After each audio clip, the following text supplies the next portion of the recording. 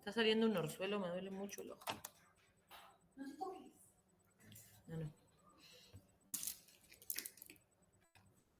Yo pensé que iba a tirar un chorro de agua ahí. No. Bueno, ¿ven bien el power? Sí, se ve bien, profe. Perfecto. Chicos, ustedes acá, bien, no se cortan ni nada. Bien, obviamente si escuchan transfusión masiva ya se imaginan más o menos de lo que estamos hablando. Y tenemos un montón de conceptos para hablar de transfusión masiva. Va a depender del tiempo y del volumen que vamos a estar reponiendo. Podemos decir que tenemos una transfusión masiva cuando el reemplazo de una volemia en un periodo de 3 horas es completo. Perdón, vamos de vuelta. El reemplazo de una volemia en 24 horas, o sea, el 100% de la volemia de una persona en 24 horas se considera una transfusión masiva, o el 50% de la volemia en 3 horas. ¿De qué va a depender la volemia? Ya sabemos que depende del peso y la estatura aproximada del paciente que tengamos. Así que siempre es estimativo el porcentaje de pérdida. También se puede decir que estamos frente a una transfusión masiva si se le administra a una persona entre 8 a 10 unidades de glóbulos rojos durante un día. También, cuando estamos en un contexto de emergencia, podemos decir que es una transfusión masiva el traspaso, ¿sí?, de 4 a 5 unidades en una hora. Y la sanguíneo-transfusión en un recién nacido también se considera una transfusión masiva. Vamos a estar removiendo entre el 80 y el 90% de la volemia del bebé. ¿Dudas con estos conceptos? Hay un montón, ¿sí?, de formas de ver la transfusión masiva. ¿Qué va a depender? Del total de la volemia perdida y el tiempo en que pasó y se repuso esta volemia. Obviamente todo esto no va a ser normal para el cuerpo. Va a haber un montón de complicaciones que va a acarrear esta transfusión masiva. Chicos, ¿me escuchan bien del otro lado? Sí. ¿Por qué se pasan diferentes horas? ¿Qué? ¿Por qué vi uno que se pasan 24, otro se pasan 1 hora, otro en 3 horas? Bueno, con todos estos conceptos, todas estas maneras, estamos frente a un protocolo de transfusión masiva. Si tenemos un paciente que en 3 horas perdió el 50% de la volemia y fue reemplazada por sangre, ¿sí?, homóloga a un banco de sangre, es una transfusión masiva. Si tenemos un paciente que durante un día le estuvimos transfundiendo constantemente y se le recambió el 100% de su volemia, también es una transfusión masiva. Si tenemos, por ejemplo, un paciente en quirófano que durante 1 hora llevó entre 4 a 5 unidades de glóbulos rojos, también es considerada una transfusión masiva. Si tenemos un paciente que capaz que con una hemorragia activa llevó entre 8 a 10 unidades durante un día, también es considerada una transfusión masiva. Son todas transfusiones masivas, algunas más severas, otras no, pero todas son consideradas transfusiones masivas y todas pueden, sí, tener todas las complicaciones que ahora vamos a ver.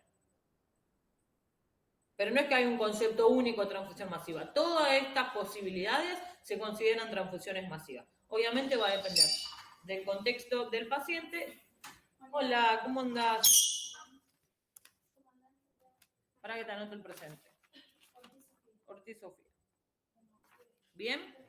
Profe, perdón, yo Sí. también ingresé tarde. Bueno, Mae. Gracias. De nada. Candia, Mae. Acá. Bien, ¿entendieron entonces el concepto? No sé quién justo había preguntado del otro lado. Yo, profe. ¿Bien, Clary, o querés que sigamos? Sí, entendí. O sea, todos estos conceptos son procesos de transfusiones masivas. No hay uno específico. Va a depender de la cantidad del volumen removido y la cantidad de volumen que nosotros vamos a aportar con las transfusiones.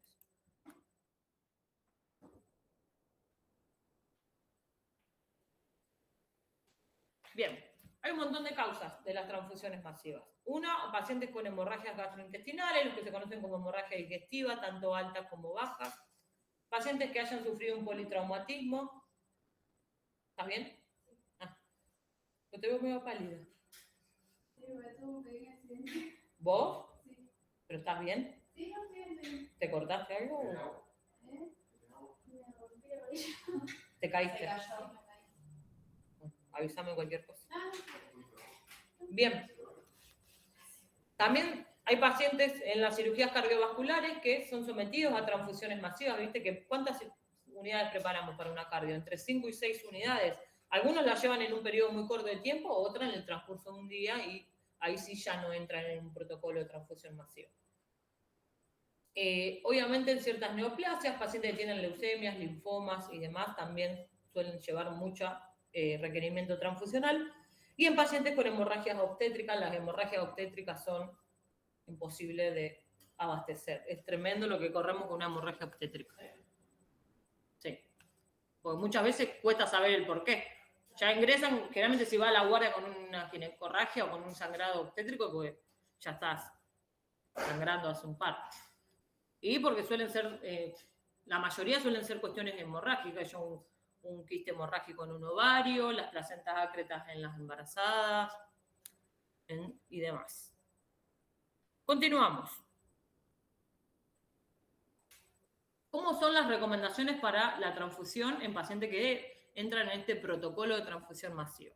Vamos a pasar glóbulos rojos cuando haya una pérdida del 30% más de la volemia de nuestro paciente.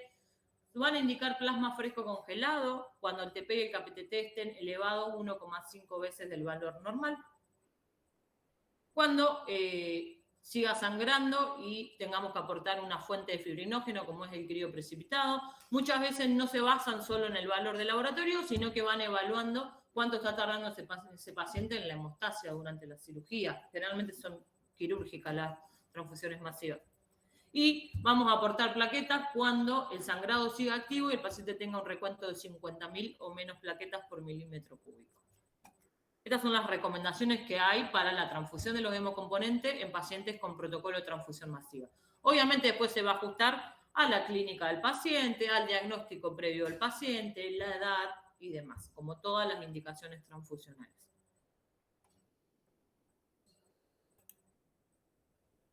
Bueno.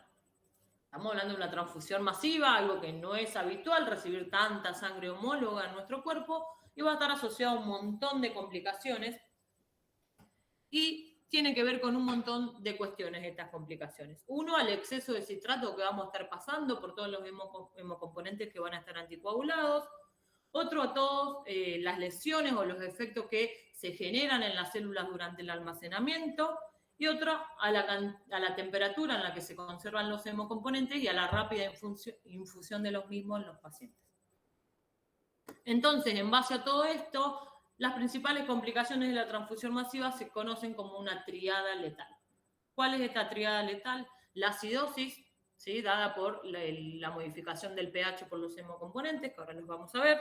La hipotermia por la temperatura de los hemocomponentes y coagulopatías porque se empiezan a generar una dilución de los factores de la coagulación y de las plaquetas en el paciente. ¿Dudas hasta acá? Ahora las vamos a ver detenidamente. Ahora, entonces, sí. Perdón, vamos a ver cómo se produce la acidosis. Sí, vamos a ver las complicaciones metabólicas, no vamos a ver la acidosis en sí, pero ahora lo vamos a ver más puntualmente. Bueno. Bien, estas complicaciones las podemos abordar en 3 grandes grupos. Uno, en todas las alteraciones que tienen que ver con el almacenamiento sobre todo de los componentes celulares, sobre todo los glóbulos rojos, que son los que más desechos generan en el almacenamiento. Otras complicaciones de la coagulación y otras complicaciones metabólicas, que acá van a entrar la hipocalcemia, la hipomagnesemia y demás. Vamos a entrar primero en las complicaciones por el volumen que vamos a estar transfundiendo. El paciente puede presentar una trombocitopenia dilucional. ¿Esto qué quiere decir? Que las plaquetas que estaban circulantes se van a ir consumiendo constantemente por el sangrado activo y por la cantidad de coloides y cristaloides que le van a estar pasando al paciente. Y también va a acarrear la dilución de los factores de la coagulación, la concentración de esos factores de la coagulación que el paciente tenía en circulación. Obviamente que este consumo plaquetario que va a tener de forma continua y de los factores de la coagulación puede llevar a una hiperfibrinólisis, que es un retraso en la activación de la cascada de la coagulación, puede llegar a tener el paciente. Entonces esto va a complicar la hemorragia, va a seguir sangrando. Otra por la dilución de los factores de la coagulación, lo vuelvo a decir, pero es importante, y esto se da por la constante administración de líquidos que va a tener el paciente. La hipotermia, porque no vamos a tener tiempo de llegar a precalentar o a templar todos los hemocomponentes que vamos a estar enviando. La acidosis metabólica asociada al shock que tienen todos estos pacientes por la coagulación, por la hemorragia y los problemas de coagulación que va a estar teniendo. Bien, en cuanto a las plaquetas, obviamente las plaquetas van a estar en constante consumo por la hemorragia que está activa y porque van a intentar estar en formación de un coágulo o un tapón plaquetario de forma constante. A su vez, todos los líquidos van a diluir las plaquetas en circulación y muy rápidamente el paciente puede llegar a tener un recuento de 50.000 o menor plaquetario por milímetro cúbico. Obviamente que este efecto dilucional de las plaquetas va a perjudicar la hemostasia quirúrgica y va a aumentar la pérdida de sangre. Así que cuando hay problemas y está activa la triada letal de la transfusión masiva, es tremendo. Después tenemos toda la depresión de los factores de la coagulación, que una gran parte de estos factores de la coagulación en circulación se van a estar perdiendo por la hemorragia activa, o sea, se estaban yendo con la sangre que está perdiendo el paciente. Y otra por las grandes cantidades de distaloides y coloides que van a estar pasándole para mantenerlo normovolémico. Bien, obviamente, frente a estas situaciones, cuando ven que la hemorragia quirúrgica no cesa, van a empezar a pedir plasma fresco congelado y obviamente crioprecipitado para poder aportar el fibrinógeno, que es la estrella del factor de la cascada de la coagulación en los pacientes. Yo ahí le puse bien todos los valores que suelen tener como referencia, pero no es tan importante saberlos porque no nos manejamos con los mismos valores que un paciente internado con una rutina. Después tenemos un montón de complicaciones por el rápido pasaje de todos los hemocomponentes en la emergencia. Bueno, ya sabemos que la hipotermia se asocia a la temperatura de conservación de los hemocomponentes. La hiperpotasemia, la hipocalcemia, la hipomagnesemia, la acidosis y una disfunción pulmonar posttransfusional, que todos los microagregados que están en los hemocomponentes lleguen a nivel pulmonar del paciente, disminuyendo la presión parcial de oxígeno. Esto que tenemos acá es la presión parcial de oxígeno. Y una de las maneras de poder prevenir esto es leucorreducir las unidades, pero en un contexto de emergencia no tenemos tiempo de estar leucorreduciendo las unidades. Entonces, esto puede llegar a pasar, que presente una disfunción pulmonar el paciente. Bien, la toxicidad por el citrato, ya sabemos que es una de las principales complicaciones en un montón de procedimientos que tienen que ver en nuestra área, como son las aféresis, tanto las donaciones como las terapéuticas, y en la transfusión masiva también se presenta como una de las complicaciones. Ya sabemos que el citrato es el mayor, está presente en todos los anticoagulantes y es lo que mayor presencia tiene, y la principal función que tiene es quelar o barrer el calcio que hay en circulación. Entonces, frente a esto, vamos a tener una hipocalcemia. ¿Qué va a presentar el paciente? Si la persona está despierta y puede mencionar síntomas, va a decir que tiene un hormigueo, una parestesia a nivel perigónico. Náuseas.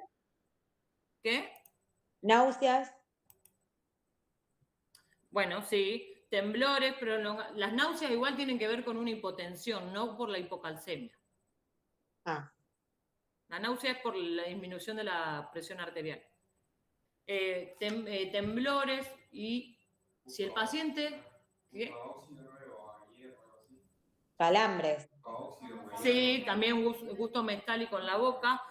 Pero tenemos que tener en cuenta, o los médicos van a tener en cuenta, que si tenemos un paciente que está anestesiado, no nos va a estar refiriendo que le tiene un hormigueo en la boca. ¿En qué se van a fijar? ¿Por qué es tan importante que los procedimientos, como son de aféresis, se hagan en unidades donde haya monitoreo cardiológico o en estos procedimientos se hagan en quirófano?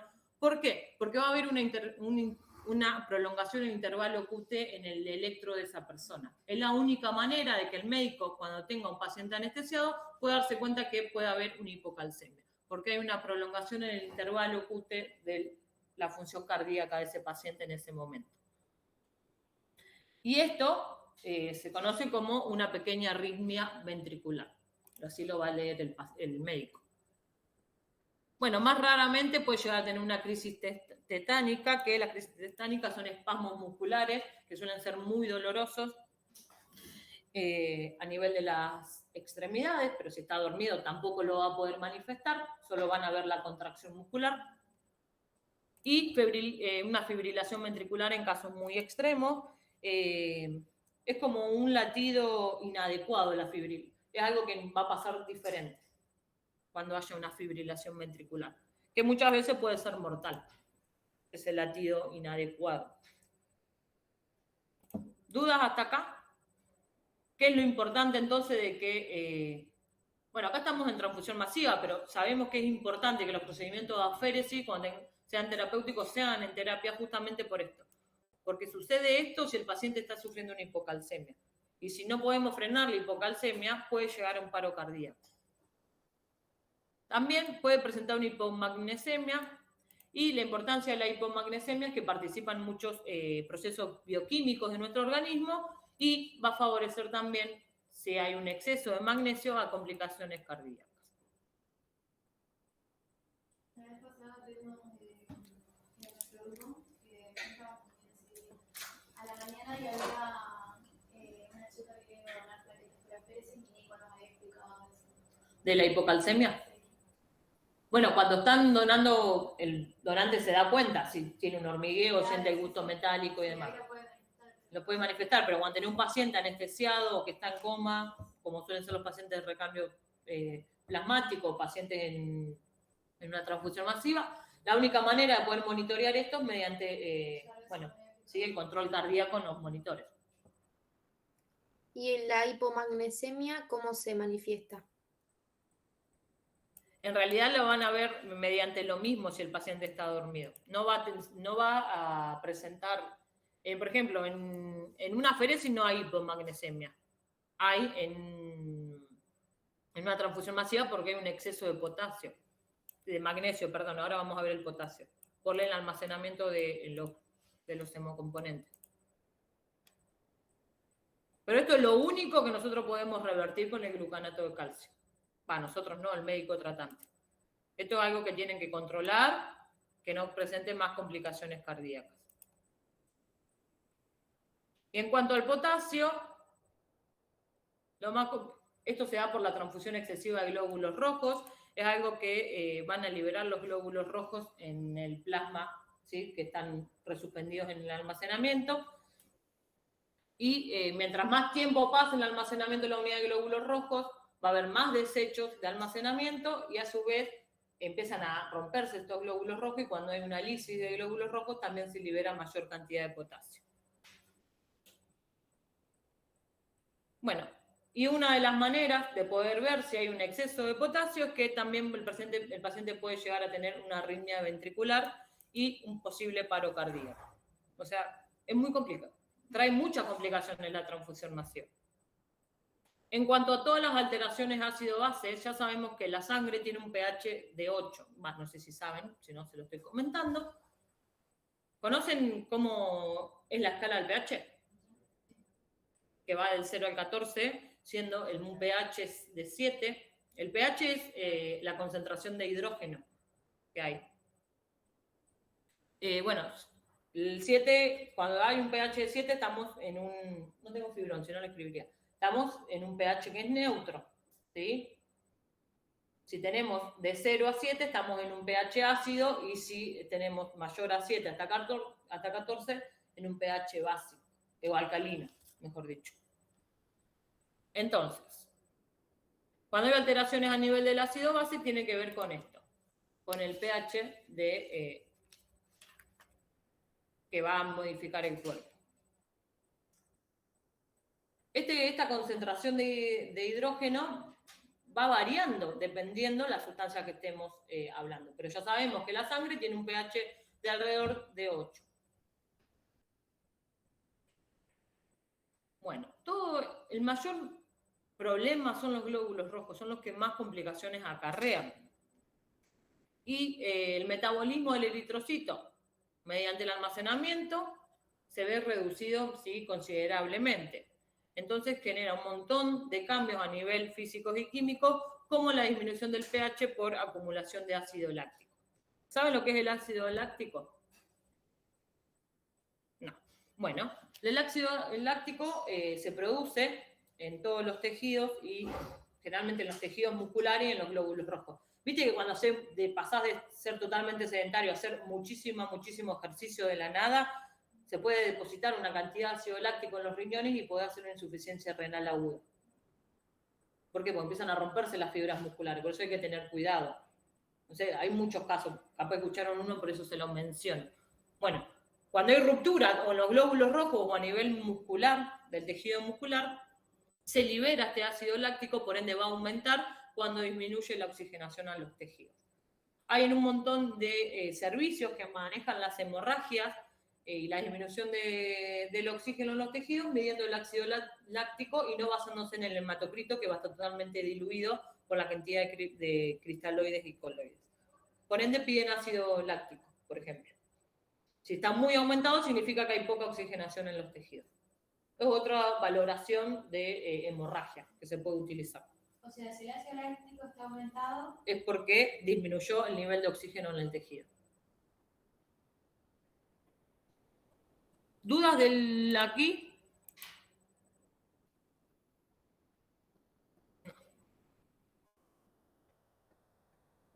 Vir, y dice también que puede ser alcalosis.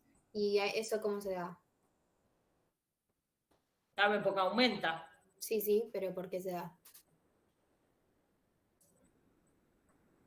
¿A dónde estás? Si no lo leí todavía yo. La existencia de una acidosis o alcalosis metabólica. Sí, ahí vamos. Ah, bueno. Ahora vamos ahí. Yo no lo mencioné todavía. Bueno. La acidosis o la alcalosis, ¿sí? Metabólica,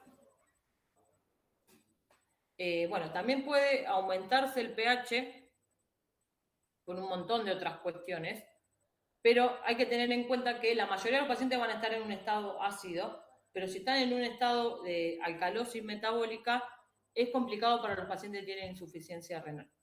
En eso es lo que tienen que prestar atención los médicos. Nosotros, yo se los menciono para que ustedes lo sepan, pero no vamos a estar midiendo pH y no va a ser algo que a nosotros nos modifique las indicaciones transfusionales.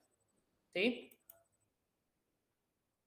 Entonces, ¿cuál es la conclusión de todas estas alteraciones ácido-base que tiene nuestro paciente?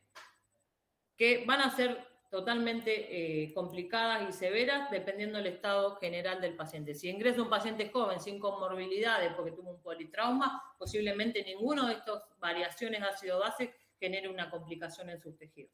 En un paciente que viene de diálisis, que tiene insuficiencia cardíaca y demás, posiblemente sí sean valores que tengan que estar totalmente monitoreados en un proceso de transfusión masiva.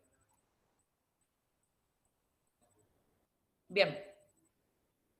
Hay un montón de complicaciones, obviamente que pueden ser inmediatas o tardías, asociadas a la transfusión masiva, y puede ser una hemólisis intravascular aguda, esto sí, pasamos hemocomponentes ABO incompatibles. Si hablamos de algo aguda y intravascular, ¿qué tipo de anticuerpo vamos a tener involucrado? Una IgM. Siempre que hablamos de agudo, hablamos de IgM. Recuerden eso. Puede tener una contaminación bacteriana y un shock séptico porque algún hemocomponente esté contaminado. Obviamente una sobrecarga circulatoria porque estimaron mal la pérdida de la volemia y se le pasó más hemocomponentes, o porque estamos frente a un paciente que no maneja los volúmenes extracorpóreos como se esperaba que se manejen. Un TRALI, que es la lesión pulmonar aguda asociada a la transfusión, que recuerden que a partir del 2008 se descubrió que el TRALI se causaba por los componentes plasmáticos de donantes multíparas o politransfundidos. Desde que esto se descubrió, la presencia de los TRALI ha disminuido, gracias a Dios, drásticamente. Reacciones alérgicas o de hipersensibilidad, esto se suele dar por proteínas plasmáticas presentes en los hemocomponentes.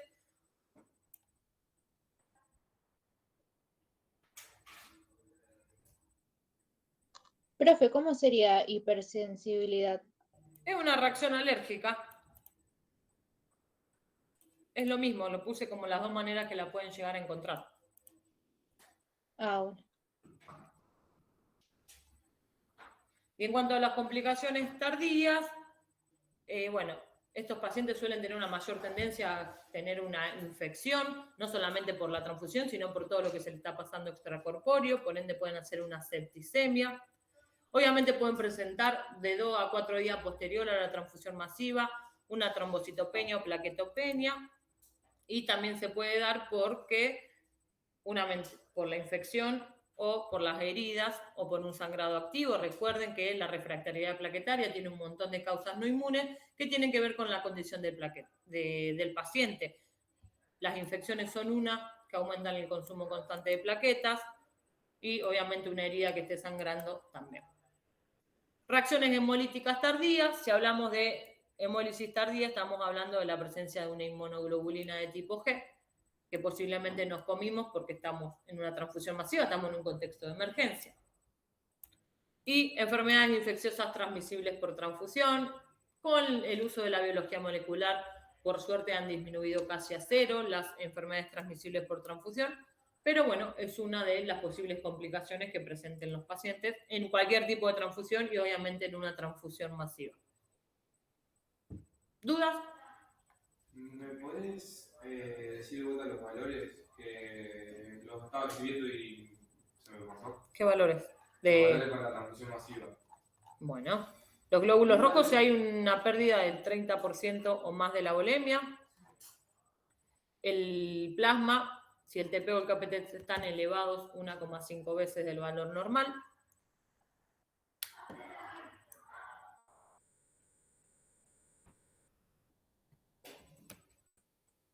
El crío precipitado lo van a dar como la primer fuente de fibrinógeno. Si le pasan plasma, sigue sangrando.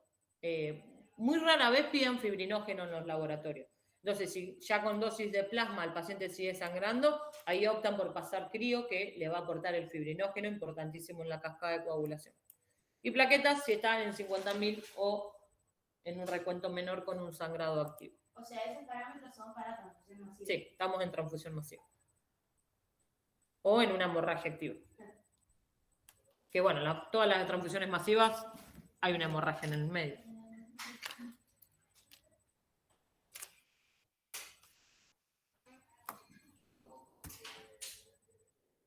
¿Dudas con esto? Vamos acá. Chicos, ¿ustedes dudas? Capaz que mi duda es un poco boluda, ¿no? Pero quiero saber cómo hacemos para transfundir tantas bolsas de sangre a la persona, que buscamos muchas venas o cómo hacemos. Imagina, y estos pacientes suelen ir directamente a un catéter central. Le suelen hacer primero 2 o 3 periféricas para empezar a pasar cristaloides, coloides, mantenerlo normovolémico, o sea, todo lo que visualizan que están perdiendo, pasarlo en cristaloides o coloides, y una vez que esté un poco más estable, le van a hacer un catéter central, o le van, sí o sí, y pasa directamente todo a chorro, literal. ¿Y cómo que le tenemos que cambiar la bolsa y la vía para cambiarle de bolsa? ¿Cómo hacemos? Generalmente, excepto esté en la guardia, no vamos a estar presentes, solo vamos a estar llevando y trayendo. Ah, Generalmente son pacientes que suben a quirófano de forma inmediata, excepto no puedan subir porque estén totalmente inestables. listo.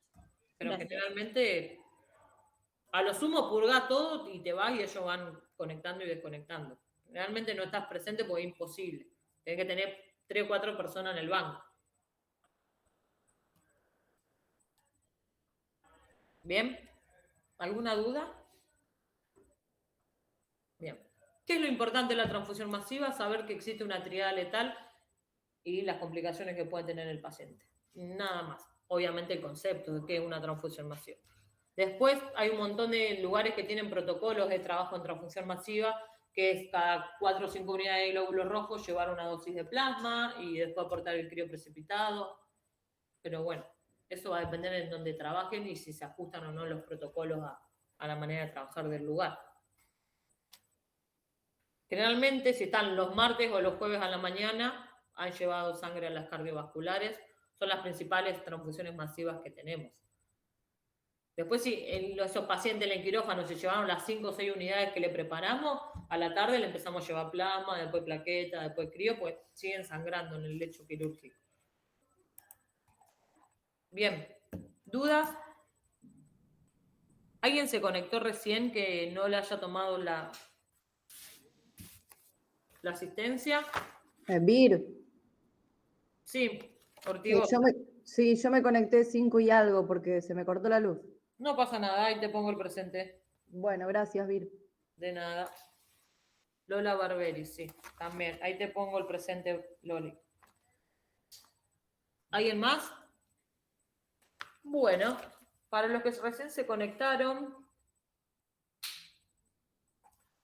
comentaba a los chicos que vamos a hacer unos casos clínicos que van a incluir la transfusión de crío, plasma, plaquetas, irradiación y leucorreducción, que fue lo que vimos ayer.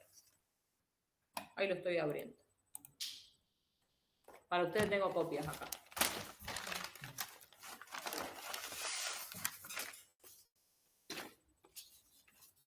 Acá está el power de transfusión, si alguien le quiere para sacar copias.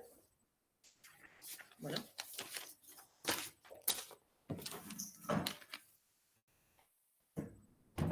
Ay, me enredé. Vir, ¿el Power está subido Sí, ahora al lo plan? subo. Ahora lo subo. Ah, bueno. Yo les recomiendo que lo hagan de a 2, pero si alguien lo quiere hacer de forma individual, lo hace de forma individual. De a 3, Sí, de a 3 también. Tomen, ¿quieren una copia más? ¿Quieren una copia más? Bueno.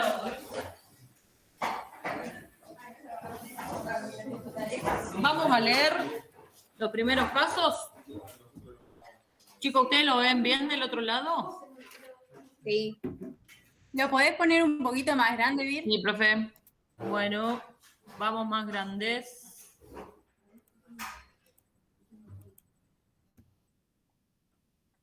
Ahora si quieren igual ¿Ahí lo ven bien? ¿O quieren más grande? Ahí está bien, Vir, gracias. Vamos con el caso número 1. Chicos, de los dos lados hay casos. Vir, yo recién entro, soy Oli. ¿Qué? Que recién entro yo. ¿Quién sos? Que no llego a ver el nombre. Así te pongo el presente. ¿Quién me habló recién? Ori. No. Ori, profe. Listo, ahí te pongo el presente. Dale, gracias, Vir. De nada. Bueno, vamos a leer el primer caso. Ahí se lo subo el resto de los casos, el Classroom, así lo tienen a mano los que están online. Caso número 1. Paciente de 72 años de edad con diagnóstico previo de una angina de pecho, insuficiencia cardíaca, entonces, y pesa 85 kilos. Ingresa por presentar síntomas como cansancio, fatiga y dificultad para respirar.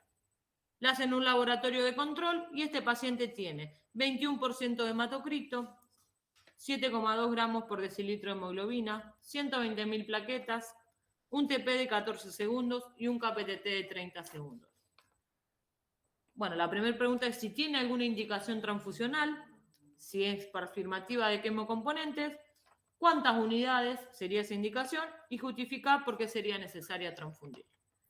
Recuerden siempre que digo justificar es qué grupo y qué factor le pasarían, en cuánto tiempo y todo. Eso lo tienen que ir incorporando. ¿Dudas con el primer caso? Sí, Vir, no tiene ABO ni RH, ¿no? No tiene ABO ni RH. No. Listo. En este caso, si no está, no está. Si hay algunos que estén, hay que abarcar todo lo que está. Caso número 2. Paciente de 11 años de edad ingresa por la guardia por presentar un sangrado nasal de 2 días de progresión, presentando también un registro febril a repetición. La historia clínica de esta paciente, o de este, no sabemos si es femenino o masculino, y que tiene un diagnóstico de una leucemia mieloide aguda. Pesa 98 kilos, el grupo y el factor es B positivo, presenta un panel positivo y le identifican el anticuerpo y tiene un anti-C chiquito. ¿Hasta acá dudas? Le hacen un laboratorio de control, tiene 21 de hematocrito, 6 gramos por decilitro de hemoglobina, 20.000 plaquetas, TP y KPTT en valores normales, un fibrinógeno de 150 miligramos por decilitro. Ahí al lado le puse el valor normal, así lo van incorporando. La primera pregunta es: ¿qué indicación transfusional tendría que ser prescripta para esta paciente o masculino, es lo mismo? Incluir dosis de los hemocomponentes que creen que va a requerir, grupo de los hemocomponentes y si tiene indicación de algún procedimiento especial. ¿Duda? Si hablamos de procedimiento especial, estamos hablando de leucorreducción, irradiación o lavado de los hemocomponentes. Caso número 3. Vir, ¿podés bajar acá en la compu? Así que seguimos Ay, sí, haciendo. perdón. Ahí vamos con el caso 3. Ingresa paciente de 60 años. Ahí igual les cargo el archivo si lo tienen a mano. Con una hemorragia digestiva alta, antecedente de alcoholismo y cirugía cardiovascular hace un año. Menciona estar tomando aspirinas y anticoagulantes orales por su cirugía cardiovascular. Pesa 79 kilos, su grupo y su factor es A positivo y tiene un panel selector negativo. Tiene antecedentes transfusionales durante su cirugía y le hacen un laboratorio de rutina y que arroja los siguientes resultados. Un hematocrito de 20%, una hemoglobina de 5,9 gramos por decilitro, 90.000 plaquetas por milímetro cúbico, un TP de 28 segundos, un KPTT de 76 segundos y un fibrinógeno normal. La primera pregunta es indicar qué hemocomponentes deberían indicarse para la condición clínica de este paciente. Recordar incluir las dosis terapéuticas, el tiempo en el que realizarían cada transfusión, el grupo y el factor en cada uno de los hemocomponentes. ¿Dudas con este? ¿Está vivo?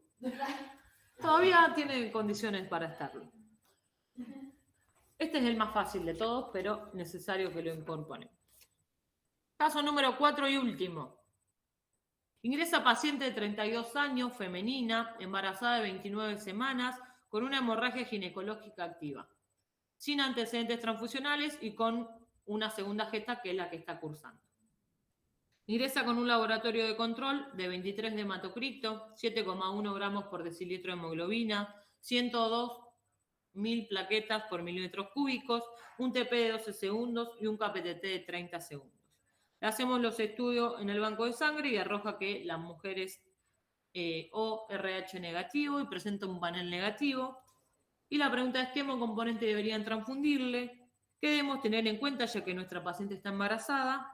Y si, frente a esta condición, requiere algún procedimiento especial en el hemocomponente que le vamos a transfundir. ¿Alguna duda? ¿Sari, alguna duda? Chicos, de acá, les subo el power. Los casos clínicos así lo tienen a mano. Vir, ¿lo podemos Profe, entregar en la ahora. Ya lo estoy subiendo.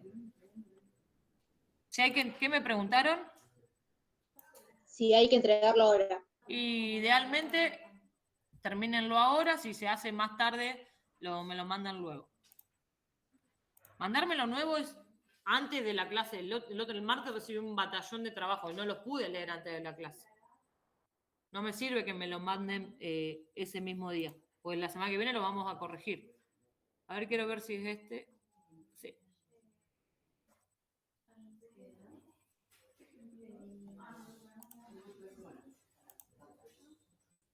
Y ya le subo el power también.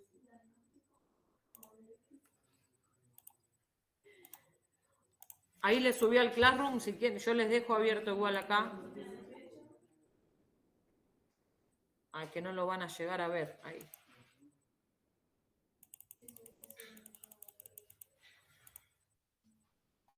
No lo ven, ¿verdad? Se ve poco y nada, pero bueno, lo vemos del Classroom. No, le vuelvo a poner zoom.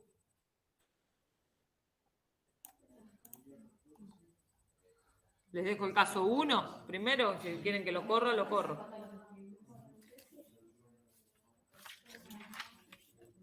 Está bien así. ¿Está bien? Sí, sí.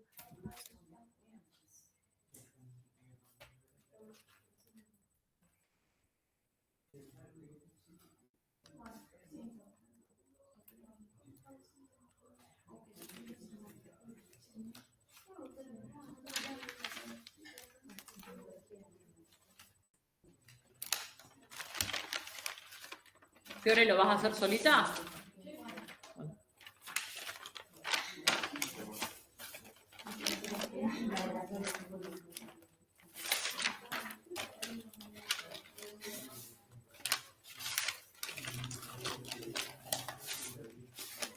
Pues estoy acá, cualquier duda que me quieran preguntar.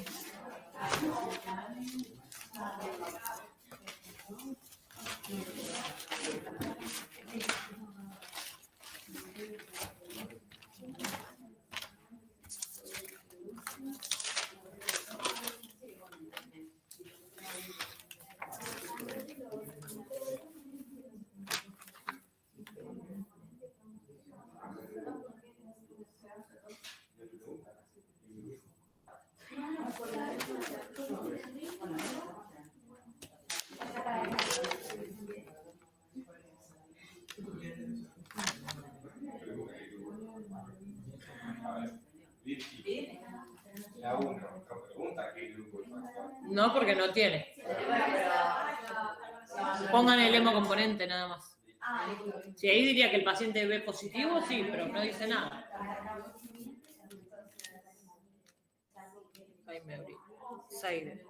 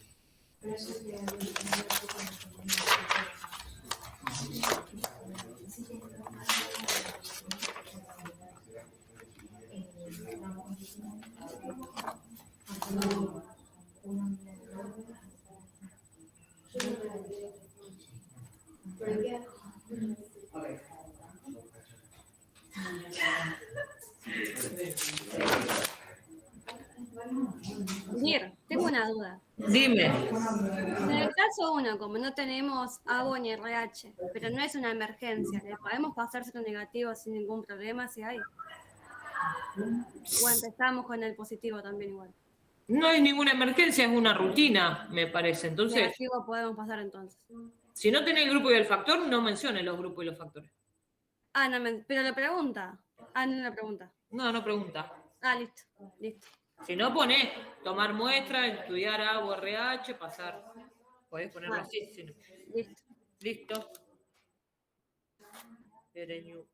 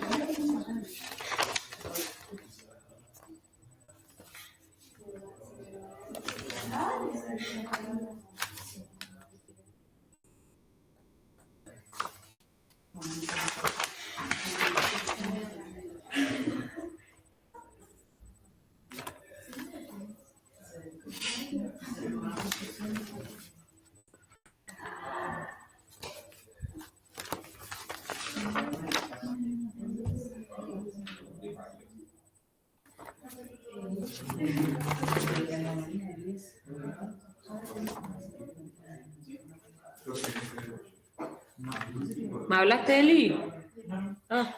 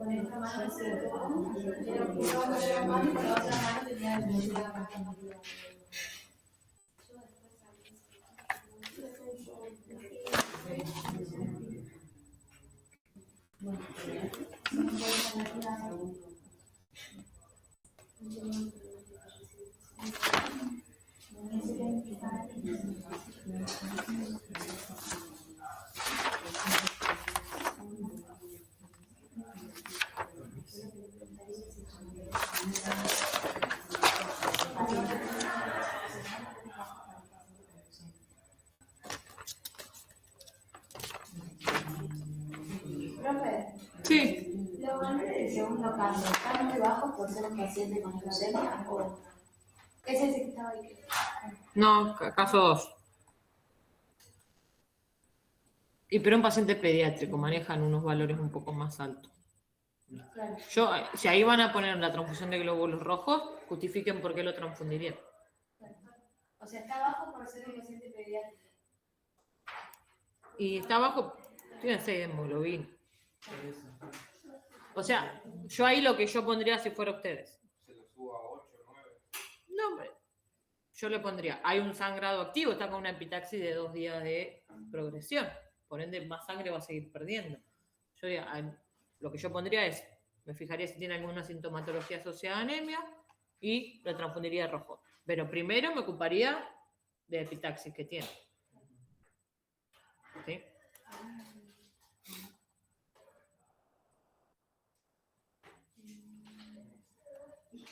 Avísenme si les cambio el caso a los que están virtual. Está en el 1 todavía. ¿Dónde estaba yo acá? Chabrando, García, Cerato. Mir, Sí. en el caso número 2, que Bajo dice un que poquito acá. está febril la repetición, en el momento habría que poner que hay que esperar que pase la fiebre o... Sí, pero tengamos en cuenta la fiebre, ¿a quién afecta de este laboratorio? Claro. Más que nada. O sea, baja las plaquetas. Cuando Tiene, no tenga, claro, tiene que ver con el recuento de plaquetas, con por eso, este cuando no tenga sangrado y fiebre, con se le este- puede transfundir las plaquetas. Sí, y con este registro febril, acuérdense que la fiebre aumenta el consumo de plaquetas circulantes. Claro. Okay. Y el fibrinógeno, no, o sea, está bajo, pero no tanto. ¿Vos decís que es necesario pasar requerido? ¿Hay un sangrado activo? Sí, Y yo diría que es necesario. listo.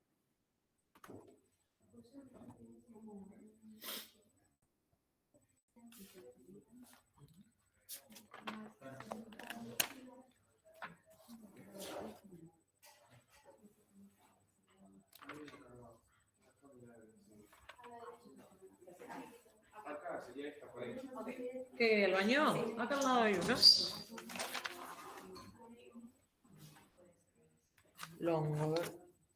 Longo sala está.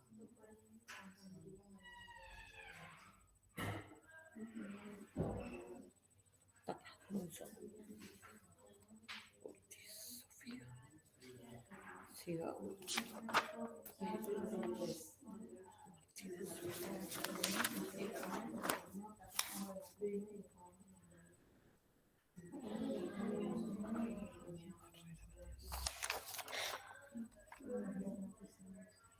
Chicos, acabo de entrar. ¿Hay ética ahora?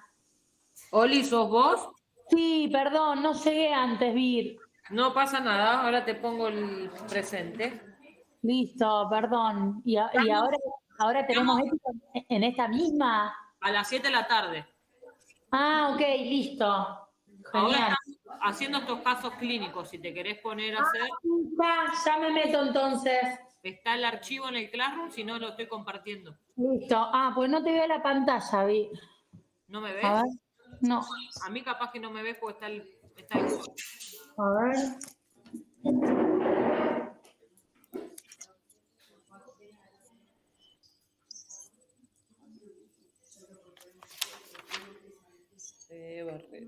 A ver, no veo lo que compartís, no sé por qué.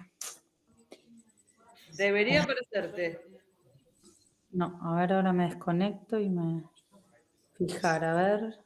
Dale. Está en Classroom cualquier cosa el archivo. Sí, no lo veo, así que me lo agarro en Classroom. Ahí voy.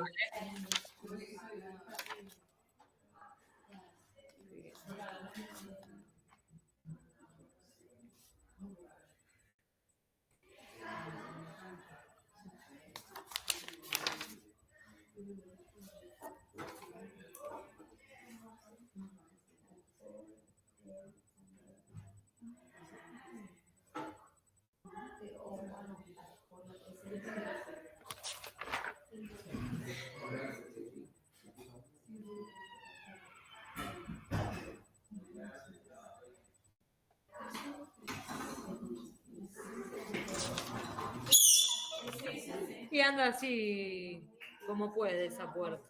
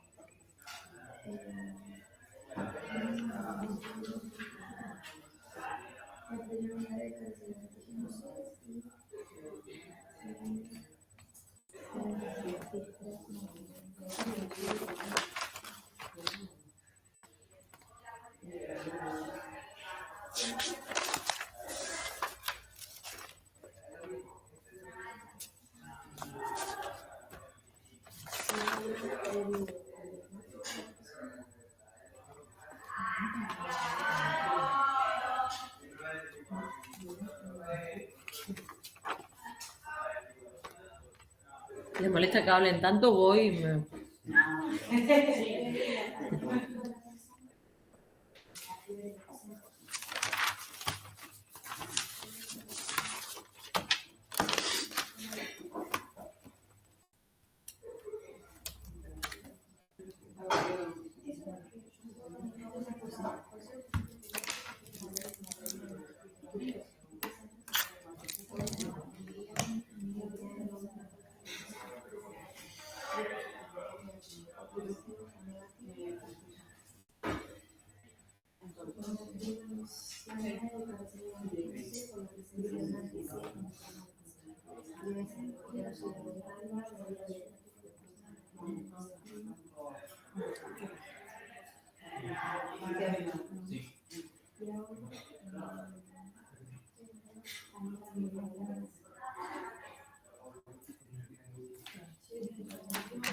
¿Cómo vienen? ¿Necesitan ayuda?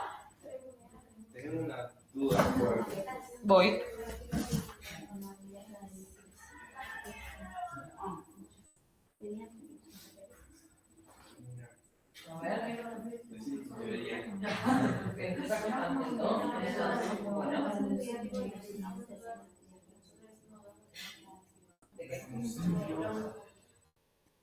Recuerden siempre que evaluamos la primera unidad y después evaluar una segunda.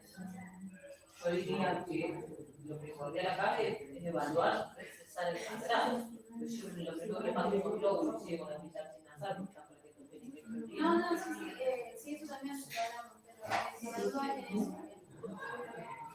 Vos imaginate que estaba hablando de un paciente de 11 años con 28 años. La bulimia debe ser algo mucho peor. Si el paciente tiene unidad, se está acordando de una física, posiblemente de segregación de esa persona, no hay unidad física que tiene que bajar los sentidos. Piensen siempre en los valores. No se basen solo en el valor. Por eso tenemos que hablar.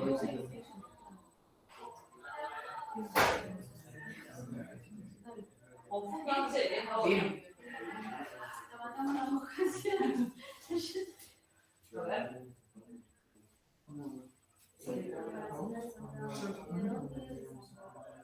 Cuando le pasan una dosis terapéutica acorde al peso del paciente.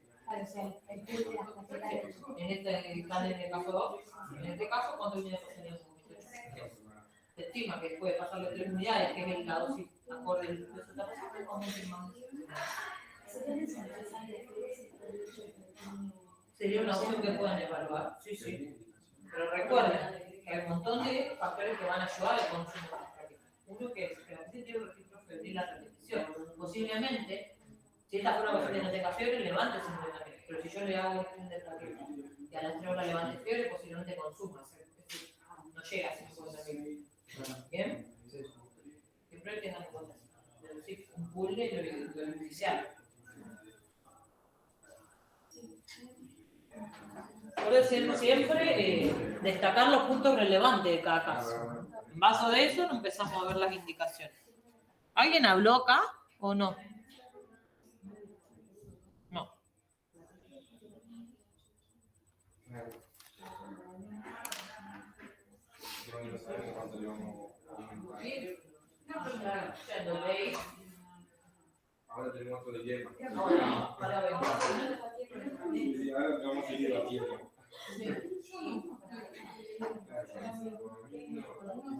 ¿Cuál es? La duda. ¿Dos? ¿Están en el caso 2? Sí.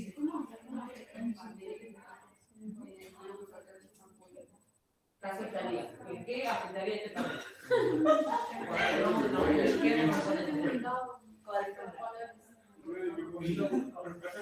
tener una universidad que no tenga que 11. No, antes no fue un anticuerpo. ¿Qué no tiene que tener la unidad de globo? Pero no es anticuerpo, ¿qué?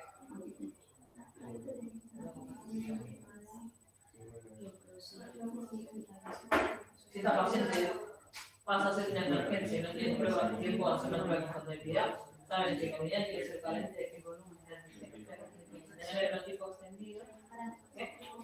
No, eso no. No todas las unidades de son carentes de antígenos, son chiquitos. ¿Sí? Ella tiene un antígeno chiquito, como el fenotipo real. Se grande. ¿No entiendo?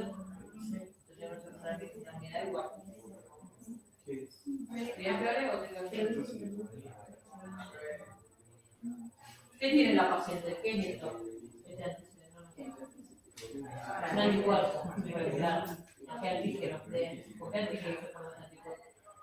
¿Qué antígeno le pasamos en alguna de esas preguntas? El antígeno es el chiquito que ella no conoce. Significa que el fenotipo de esta paciente es nacional. Esto es verdad. Si cualquier unidad de glóbulo que yo tengo que hacer de plasma, tiene que ser antígeno chiquito negativo. ¿Bien? Yo le paso una unidad que tenga antígeno C, va a dar incompatible. Bien. Sarri, ¿qué me querés preguntar? Acá tenemos un dilema porque tiene un sangrado activo. Claro, sí, porque tiene un déficit, pero el tema es que el vínculo es a 8. Entre 8 y 10. Claro, pero el tema es cuánto azul yo voy a salvar, pero cuánto aumenta. No, eso no se entiende, no se sabe. Ya los controles, están los controles de hecho de la unidad de equilibrio y ponen cada si hay resultado tiene que tener 80 unidades. ¿Sí? Claro, por eso nosotros estábamos dudas si pasarle una para nivelar o pasarle de 15. Siempre acuérdense que hay dosis terapéuticas. Eso siempre por el peso del paciente. Entonces, es una unidad cada 8 10 kilos. Sí, 3 o 4.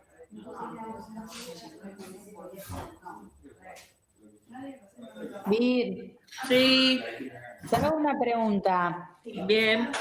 ¿Te la hago ahora o después cuando los hablamos? ¿Te lo pregunto ahora? Sí, obvio. Bueno, viste que en el caso 1, que lo agarré recién, Sí. viste que está el TP, el KTTP está en valores normales, Sí. pero las plaquetas están bajas, ¿no? ¿Qué tan bajas?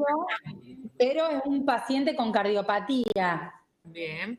Entonces, como que no está indicado que la transfusión de plaquetas si no tiene, o sea, no estaría mostrando como, o sea, si el KTTP y el TP están en valores normales. No tiene indicación de plasma. Bien, no de plasma, pero sí de plaquetas. No, tampoco. No hay sangrado activo. Bien, por eso. No se está informando ninguna medicación.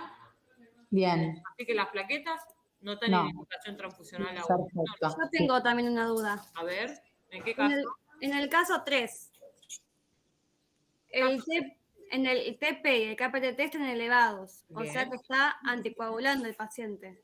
Sí, está con una... Ay, perdón que eliminé ese... Está con una anticoagulación. Pero bueno, y como tiene antiagregados plaquetarios, se le pasaría plaquetas por eso. Pero no por la antiagregación, porque ¿qué hay acá activo?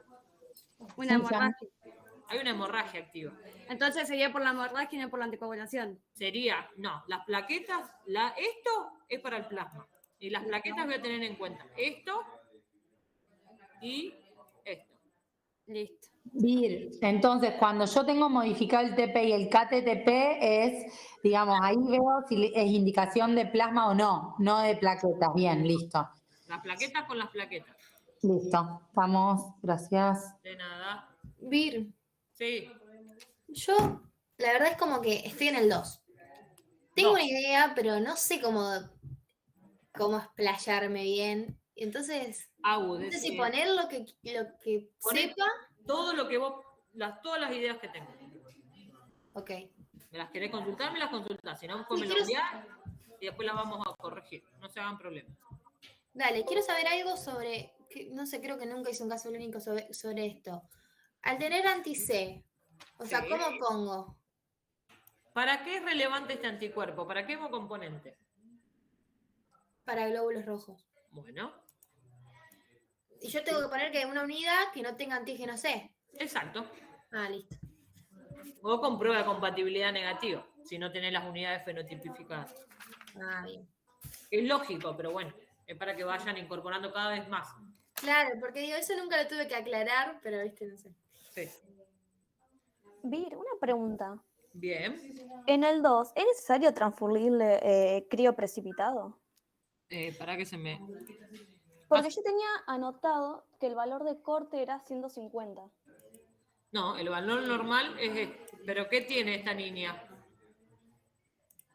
Un sangrado. Y yo había puesto, o sea, puse que los hemocomponentes para transfundir, puse glóbulos rojos, plaquetas y crío no, estoy en duda. Bueno, vos fíjate cómo lo justificás. Bueno, Vi, si me otra equivoco pregunta. lo mato, pobre. No. ¿Qué? ¿Quién más habló acá? Yo, Agus, otra vez. Agus, dime. Las plaquitas. ¿Caso 3? No, sigo en el 2. Las Dos. plaquitas, o sea, están bajas, pero como que no es valor de corte todavía. Solo ¿Pero es qué por la tiene esta hemorragia. paciente? Ajá, es por la hemorragia. No, ¿qué tiene? Ah, registro febril, claro. Y Registro también febril tiene y hemorragia, o sea, tiene una condición clínica, dos condiciones clínicas, una hemorragia y un registro febril, y el recuento. Bueno, Tiene indicación profiláctica, ¿sí? En realidad, terapéutica, porque está sangrando ya, de plaquetas. y ¿qué te iba a preguntar? Oh, no se me olvidé. Después te digo. ¿Algo más me iba a preguntar algo? Sí, pero me olvidé. Bueno, cuando te acuerdes, me preguntas.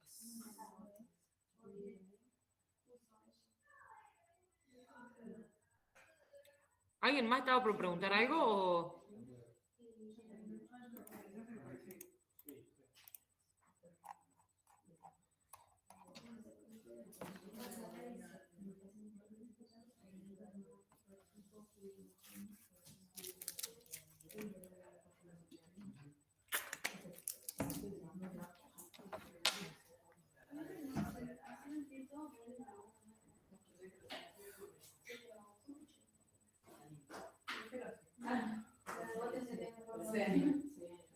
¿Estamos bien?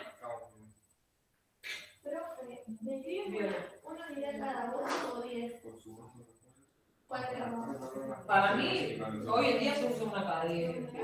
Sí. Yo pongo las dos porque es lo que aparece, pero más en esta paciente pediátrica, la otra paciente también está activo. Puedo poner entre 3 y 4, también es válido, cualquiera de las dos opciones, pues. Yo le pasaría 3.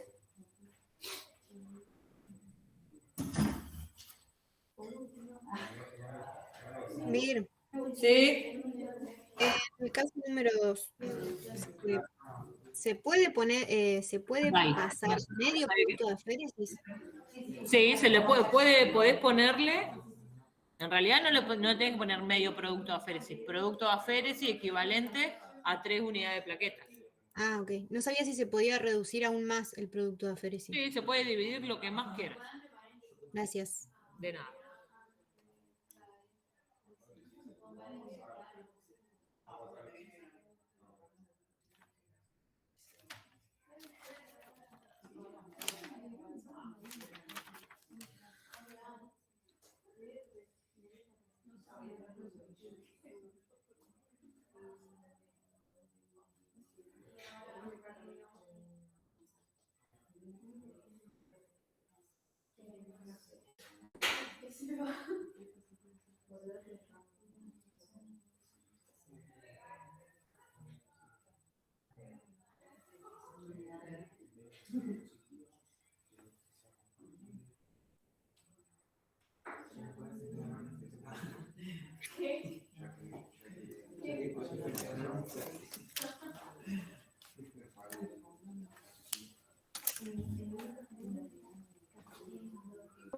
Profe, yo respondí todo por WhatsApp.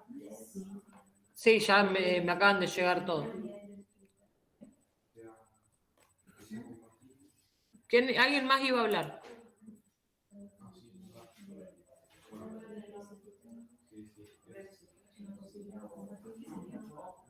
¿Alguien más estuvo a punto de hablar o no? ¿Y se cruzaron?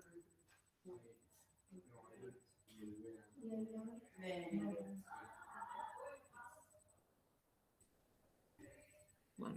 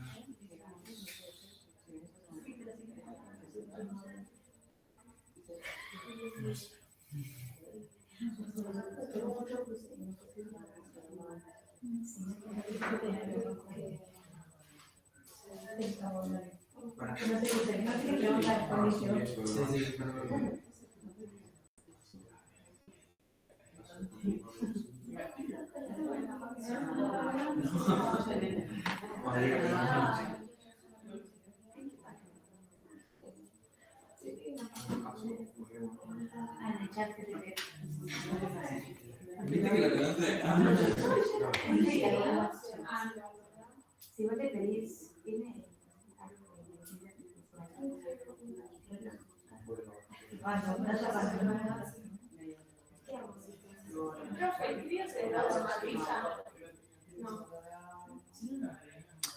imagínense el volumen que tienen, es imposible desplasmatizar.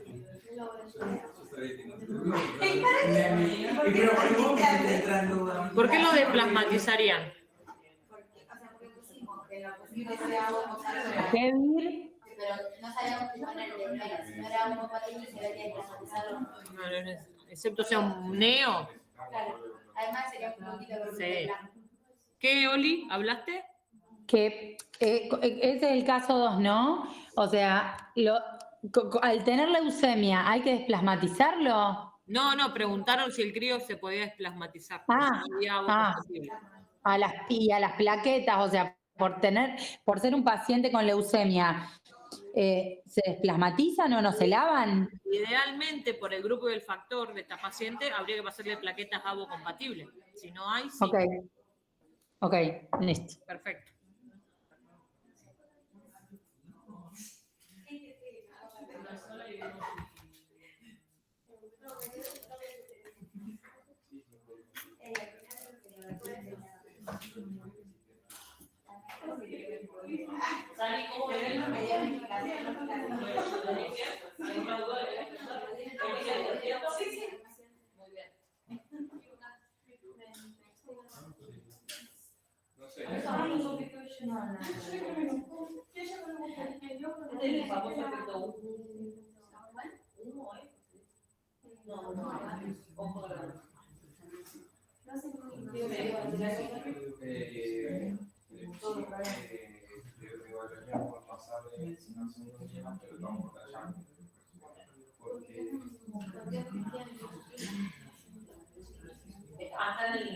No,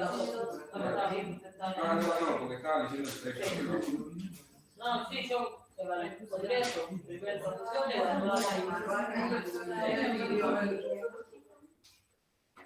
¿Cómo viene aquí?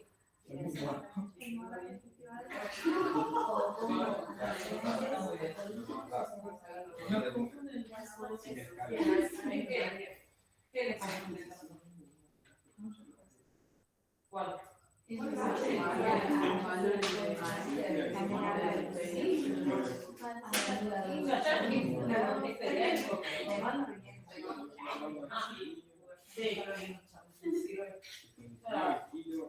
¿Por la rojo pregunta?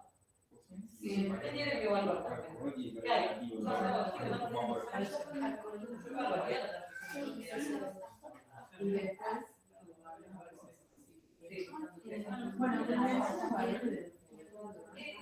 aquí tomarlo como un paciente. Vamos a ver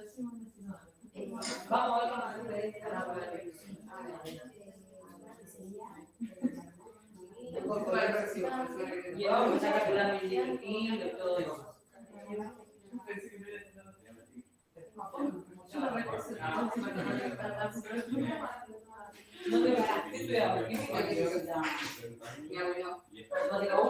Sí. ¿Listo? ¿Quieres preguntar algo?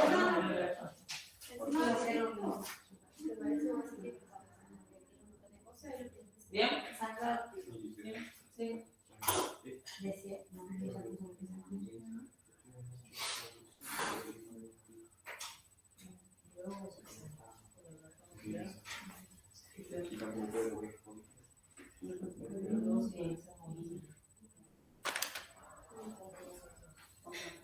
Yo creo que les voy a decir que los parciales son así y van a tener 2 horas para hacerlo. Que no duden tanto. Usamos. Vir, Sí, una pregunta. dime. En el 3, Sí. tiene los valores muy bajos de hematocrito y hemoglobina. Bien. De una hemorragia activa. Sí. En ese caso, ¿también arrancamos con una sola unidad o ya empezamos con más? Yo le pasaría 2 desde el vamos. Bien. Gracias. Por el contexto de este paciente, ¿eh? Sí, sí. Está con una hemorragia activa, tiene una cirugía cardiovascular y demás.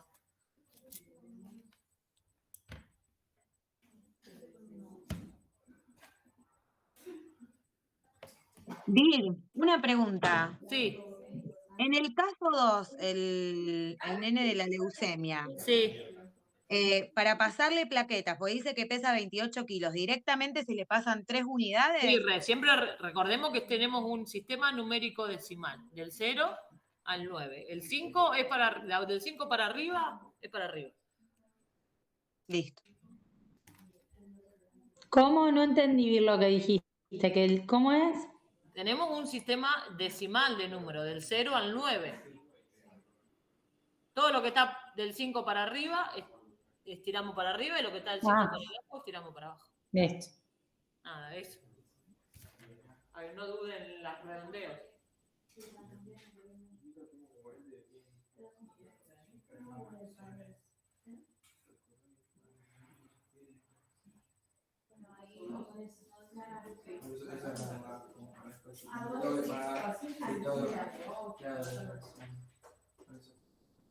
¿Antecedentes transfusionales quiere decir que fue transfundido o que tuvo reacciones? No, que fue transfundido. Si no diría antecedentes adversos.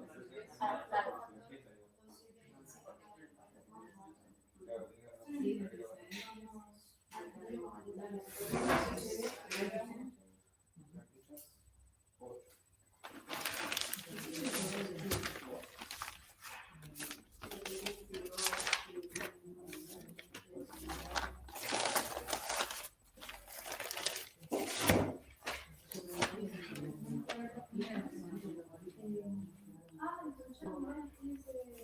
Vir. Sí. Este del 3 que también que tuvo, como decía... ¿Antecedentes transfusionales? Sí. En ese caso sería prudente leucorreducir e irradiar. No dice antecedentes adversos, dice que fue transfundido en algún momento. Ah, bien. ¿Sí?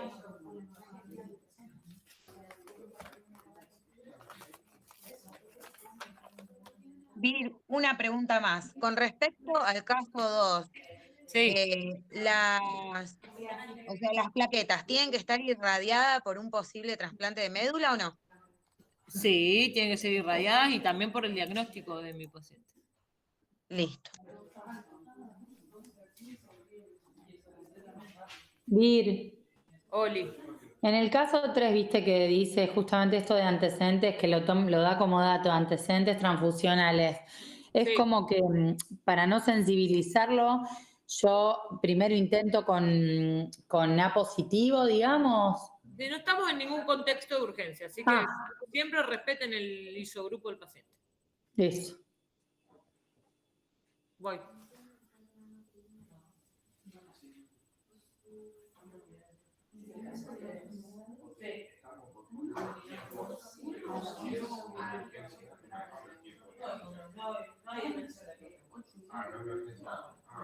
Hago una hemorragia que siguió. que maneje una emergencia, pero la tiene que mencionar que está trabajando en contexto. Claro, eso sí. Yo sí que es así, que tiene que hacer es un cuadro complejo, pero no estamos, tenemos que. Si la urgencia tenemos 3 horas para trabajar. Eso son los. Después vamos a ver los conceptos de emergencia, urgencia, así, no sé, tarea.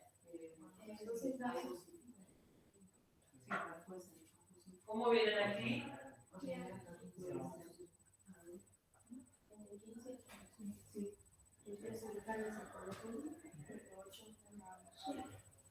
¿Por qué?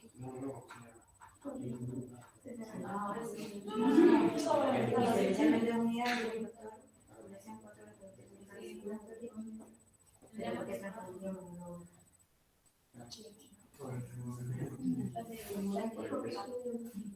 Nos quedan 20 minutos.